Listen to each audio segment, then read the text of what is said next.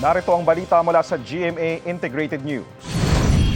5 ang patay sa pagsabog ng imbakan ng paputok sa Zamboanga City kahapon. Nasa 21 naman ang sugatan. Basag din ang salamin at nasira ang ilang bahay sa paligid ng bodega. Iniimbestigahan pa ang sanhi ng pagsabog. Narito naman iba pang balitang binabantayan ng GMA Integrated News. Stop and go scheme ipatutupad sa Elliptical Road sa Commonwealth Avenue at harap ng City Hall mula 2 p.m. hanggang 9 p.m. para isang Pride Festival event.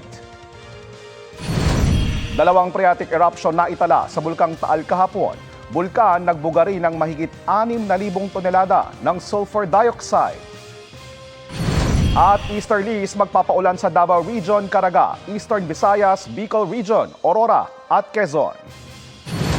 Para sa mas malaking misyon at mas malawak na paglilingkod sa bayan, ako po si JP Soriano ng GMA Integrated News, ang News Authority ng Pilipino.